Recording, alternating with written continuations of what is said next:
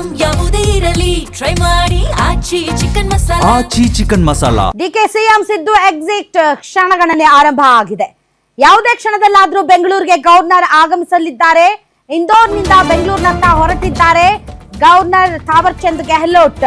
ಸಂಬಂಧಿಕರಿಗೆ ಯಾರಿಗೋ ಏನೋ ಸಮಸ್ಯೆ ಅಂತ ಅವರು ಮಧ್ಯಪ್ರದೇಶ ಹೋಗಿದ್ರು, ಈಗ ವಾಪಸ್ ಆಗ್ತಾ ಇದ್ದಾರೆ. ಯಾಕಂದ್ರೆ ಅವ್ರೀಗ ಇಲ್ಲಿ ಅವರ ಅವಶ್ಯಕತೆ ಇದೆ. ಮುಖ್ಯಮಂತ್ರಿಗಳು ರಾಜೀನಾಮೆ ಕೊಡೋದಕ್ಕೆ ಲೋಕಭವನಕ್ಕೆ ಬರ್ತಾ ಇರೋದ್ರಿಂದ ಖುದ್ದು ರಾಜ್ಯಪಾಲರೇ ಇರಬೇಕಾಗುತ್ತೆ. ಯಾಕಂದ್ರೆ ಒಬ್ಬ ಮುಖ್ಯಮಂತ್ರಿಗಳು ರಾಜೀನಾಮೆ ಕೊಡ್ತಾ ಇದ್ದಾರೆ ಅನ್ನುವಾಗ ಅವರ ಸೆಕ್ರೆಟರಿ ಕೈಯಲ್ಲಿ ಆ ರಾಜೀನಾಮೆ ಪತ್ರವನ್ನ ಇಸ್ಕೊಳ್ಳೋದು ಇಟ್ಸ್ ನಾಟ್ ಫೇರ್. ಹೀಗಾಗಿ ಅವರು ವಾಪಸ್ ಬರ್ತಾ ಇದ್ದಾರೆ. ಇಂದೋರ್ನಲ್ಲಿ ಒಂದು ಕಾರ್ಯಕ್ರಮಕ್ಕೆ ಹೋಗಿದ್ರು, ಮುಂಬೈನಿಂದ ಇಂದೋರ್ಗೆ ಹೋಗಿದ್ರು. ಈಗ ಗವರ್ನರ್ ಇವತ್ತೇ ಬೆಂಗಳೂರಿಗೆ ವಾಪಸ್ ಆಗ್ತಾ ಇದ್ದಾರೆ.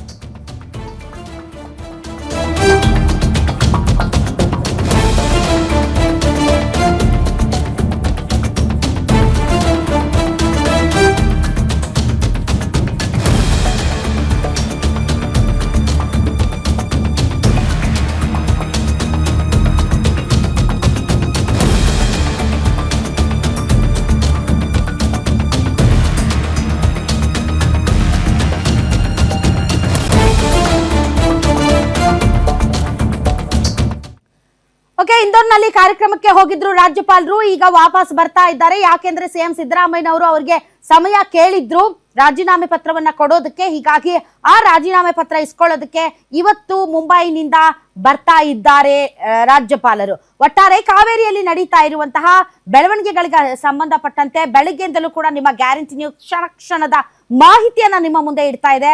ಈಗಲೂ ಕೂಡ ನಮ್ಮ political bureau chief Maruti Pavagada ಮತ್ತು ನಮ್ಮ ಸೀನಿಯರ್ ಕಲೀಗ್ ದುರ್ಗೇಶ್ ಇಬ್ರು ಕೂಡ ನೇರ ಸಂಪರ್ಕಕ್ಕೆ ಬಂದಿದ್ದಾರೆ. ಕಾವೇರಿ ನಿವಾಸದಿಂದ ಏನು ಉಪಹಾರ ಕೂಟ ನಡೀತಾ ಇದೆ, ಸಾಕಷ್ಟು ಶಾಸಕರು ಮತ್ತು ಸಚಿವರು ಪಾಲ್ಗೊಂಡಿದ್ದಾರೆ. ಡಿ ಕೆ ಶಿವಕುಮಾರ್ ಅವರು ಮತ್ತು ಸಿದ್ದರಾಮಯ್ಯನವರು ತುಂಬಾ ಟೈಟ್ ಆಗಿ ಹಗ್ ಮಾಡ್ಕೊಂಡು ಭಾವುಕರಾಗಿ ಕಣ್ಣೀರು ಹಾಕಿದ್ದಾರೆ. ಸೊ ಈ ಎಲ್ಲ ಡೆವಲಪ್ಮೆಂಟ್ಸ್ ಗಳು ನಡೀತಾ ಇದೆ. ಇನ್ನು ಫರ್ದರ್ ಏನಾಗಬಹುದು, ಎಷ್ಟು ಗಂಟೆಗೆ ಸುದ್ದಿಗೋಷ್ಠಿ ಆಗ್ಬಹುದು ಅನ್ನೋದಕ್ಕೆ ಸಂಬಂಧಪಟ್ಟಂತೆ ಮಾರುತಿ ನಾನು ಎಷ್ಟು ಗಂಟೆಗೆ ಸುದ್ದಿಗೋಷ್ಠಿ ಆರಂಭ ಆಗುತ್ತೆ ಅನ್ನೋದನ್ನ ಕೇಳೋದಕ್ಕಿಂತ ಮುಂಚೆ ನಿಮಗೆ ಹೇಗೆ ಅನಿಸ್ತು ಆ ಕ್ಷಣಗಳು, ಅವರಿಬ್ಬರ ಆಲಿಂಗನದ ಆ ಭಾವುಕ ಕ್ಷಣಗಳು ತಮಗೆ ಹೇಗೆ ಅನಿಸ್ತು?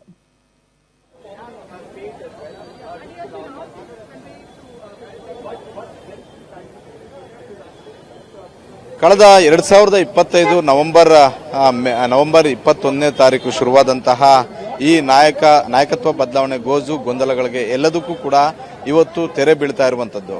ನವೆಂಬರ್ 21ನೇ ತಾರೀಕು ಬಳಿಕ ಯಾವುದೇ ಕ್ಷಣದಲ್ಲಿ ಡಿ ಕೆ ಶಿವಕುಮಾರ್ ಅವರು ಮುಖ್ಯಮಂತ್ರಿ ಆಗ್ತಾರೆ ಅನ್ನುವಂತ ಒಂದು ಬಲವಾದಂತ ಒಂದು ಚರ್ಚೆ ಡಿ ಕೆ ಶಿವಕುಮಾರ್ ಅವರು ಮಾಡ್ತಾ ಇದ್ರು, ಡಿ ಕೆ ಸುರೇಶ್ ಅವರು ಮಾಡ್ತಾ ಇದ್ರು. ಡಿ ಕೆ ಶಿವಕುಮಾರ್ ಅವರ ಬಣದಲ್ಲಿ ಇದು ಹೆಚ್ಚು ಚರ್ಚೆ ಆಗ್ತಾ ಇತ್ತು. ಆದ್ರೆ ಅವತ್ತಿಂದ ಇವತ್ತಿನವರೆಗೂ ಕೂಡ ಆದಂತಹ ಚರ್ಚೆಗಳಿಗೆ ಇವತ್ತು ಸ್ಪಷ್ಟವಾದಂತಹ ಒಂದು ಉತ್ತರ ಸಿಕ್ಕಿದೆ.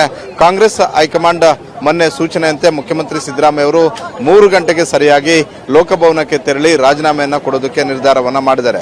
ಸಿದ್ದರಾಮಯ್ಯ ಅವರು ಮೊನ್ನೆ ರಾಹುಲ್ ಗಾಂಧಿ ಅವರು ಹೇಳಿದ ತಕ್ಷಣವೇ ಐ ಆಮ್ ರೆಡಿ ಅಂತ ಹೇಳಿಬಿಟ್ಟೆ ದೆಹಲಿಯಿಂದ ಬೆಂಗಳೂರಿಗೆ ವಾಪಸ್ ಬಂದಿದ್ದು. ನಿನ್ನೆ ಮತ್ತೆ ಇವತ್ತು ಬಹಳಷ್ಟು ಸರ್ಕಸ್ಗಳಾದ್ರು. ಸಿದ್ದರಾಮಯ್ಯ ಅವರನ್ನ ಭೇಟಿ ಮಾಡಿದಂತಹ ಹಲವು ಶಾಸಕರು ಮತ್ತೆ ಸಚಿವರು ಕೂಡ ನೀವು ಮತ್ತೆ ಸಮಯವನ್ನ ಕೇಳಬೇಕು ಅನ್ನುವಂತ ಒಂದು ಒತ್ತಾಯವನ್ನು ಮಾಡಿದ್ರು. ಆದ್ರೆ ನಾನು ರಾಹುಲ್ ಗಾಂಧಿ ಅವರ ಮುಂದೆ ಹೇಳಿ ಬಂದಿದ್ದೀನಿ, ಯಾವುದೇ ಕಾರಣಕ್ಕೂ ಮತ್ತೆ ಎಕ್ಸ್ಟೆನ್ಷನ್ ಅನ್ನ ಕೇಳೋದಿಲ್ಲ ಅನ್ನುವಂಥದ್ದನ್ನ ಬಹಳಷ್ಟು ಗಟ್ಟಿಯಾಗಿ ಹೇಳಿದ್ರು. ಇವತ್ತು ಬೆಳಗ್ಗೆ ಆದಂತಹ ಆ ಒಂದು ಕ್ಷಣ ಸಿದ್ದರಾಮಯ್ಯ ಮತ್ತೆ ಡಿ ಕೆ ಶಿವಕುಮಾರ್ ಅವರು ಭೇಟಿ ಆದಾಗ ಡಿ ಕೆ ಶಿವಕುಮಾರ್ ಅವರು ಕೈ ಕುಲುಕಿದ್ರು.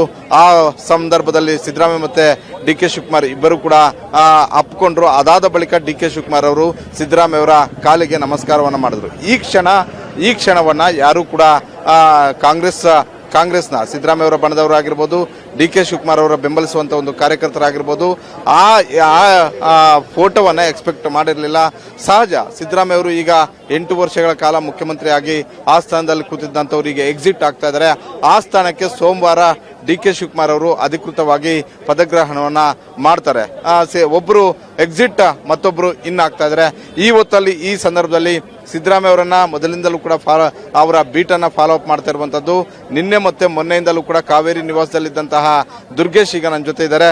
ಓವರ್ ಆಲ್ ಏನ್ ಡೆವಲಪ್ಮೆಂಟ್ ಆಗ್ತಿದೆ, ಇವತ್ತಿನ ಬ್ರೇಕ್ಫಾಸ್ಟ್ ಮೀಟಿಂಗ್ ಅಲ್ಲಿ ಏನೆಲ್ಲ ಆಯ್ತು, ದುರ್ಗೇಶ್ ಏನೆಲ್ಲ ಆಯ್ತು ಇದರ ಬಗ್ಗೆ?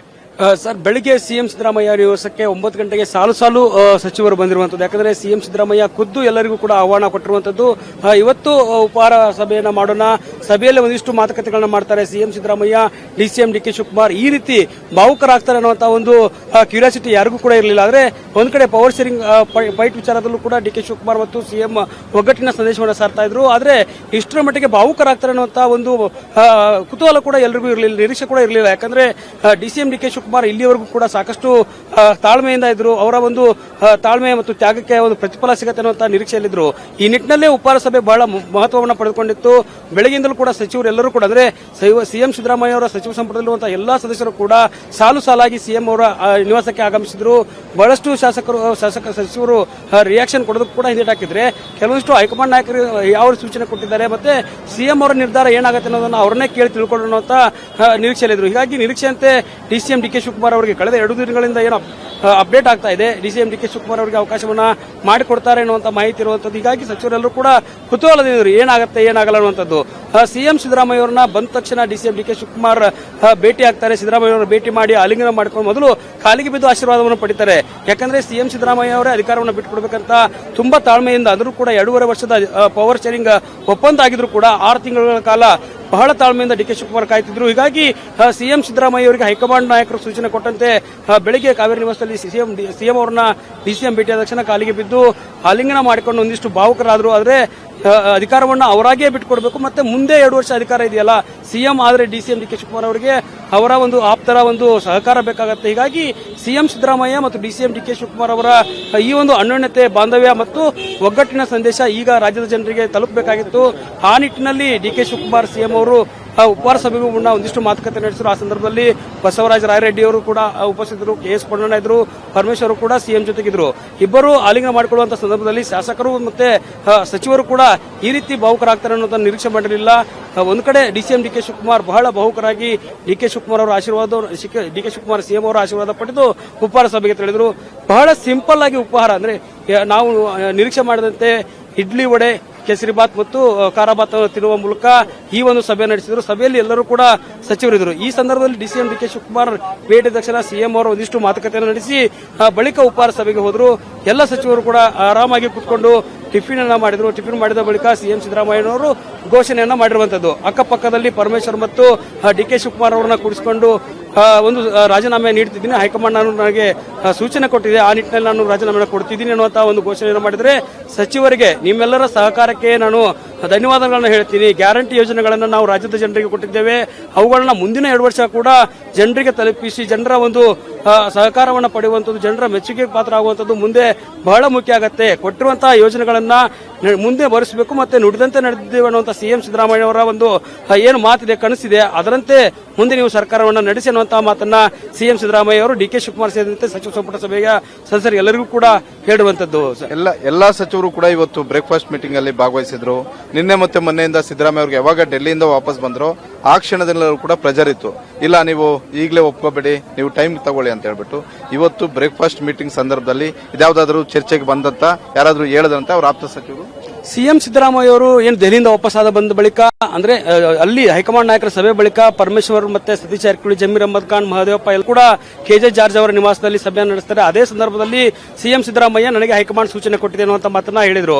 ಹೀಗಾಗಿ ಅಲ್ಲಿಂದ ವಾಪಸ್ಸಾದ ಬಳಿಕ ಸಿಎಂ ಸಿದ್ದರಾಮಯ್ಯ ಅವರ ಕಾವೇರಿ ನಿವಾಸದಲ್ಲಿ ಪರಮೇಶ್ವರ್, ಜಮೀರ್ ಅಹಮದ್ ಮತ್ತು ಮಹದೇವಪ್ಪ, ಆರ್ ಬಿ ತಿಮ್ಮಾಪುರ್ 4 ಜನ ಸಚಿವರು ಸಭೆ ನಡೆಸ್ತಾರೆ. ನಿನ್ನೆ ಸಿಎಂ ಅವರ ಕಾವೇರಿ ನಿವಾಸದಲ್ಲಿ ಸಚಿವರ ದಂಡೆ ಎಲ್ಲರೂ ಬಂದು ಕೂಡ ಸದ್ಯಕ್ಕೆ ದಿಢೀರಾಗಿ ನೀವು ರಾಜೀನಾಮೆ ಕೊಡಬೇಡಿ, 15 ದಿನಗಳ ಕಾಲ ಕಾಲಾವಕಾಶವನ್ನು ತೆಗೆದುಕೊಳ್ಳಿ ಅಂತ ಮಾತನಾಡಿದ್ರು. ಆದ್ರೆ ಇವತ್ತು ಡಿನ್ನರ್ ಮೀಟಿಂಗ್ ನಲ್ಲಿ ಈ ರೀತಿ ಚರ್ಚೆ ಆಗಿರಕ್ಕೆ ಸಾಧ್ಯ ಇಲ್ಲ. ಯಾಕಂದ್ರೆ ಒಂದು ಕಡೆ ಡಿಸಿಎಂ ಡಿ ಕೆ ಶಿವಕುಮಾರ್ ಸಭೆಯಲ್ಲಿ ಉಪಹಾರ ಸಭೆಯಲ್ಲಿ ಇದ್ರು, ಸಿಎಂ ಅವರು ಕೂಡ ಇದ್ರು. ಸಿಎಂ ಅವರೇ ಸಾಕಷ್ಟು ಖುದ್ದಾಗಿ ಡಿ ಕೆ ಶಿವಕುಮಾರ್ ಅವರ ಹೆಸರು ಹೇಳೋದ್ರಿಂದ ಈ ಚರ್ಚೆ ಆಗಿರಕ್ಕಿಲ್ಲ ಅನ್ನುವಂಥದ್ದು ನನ್ನ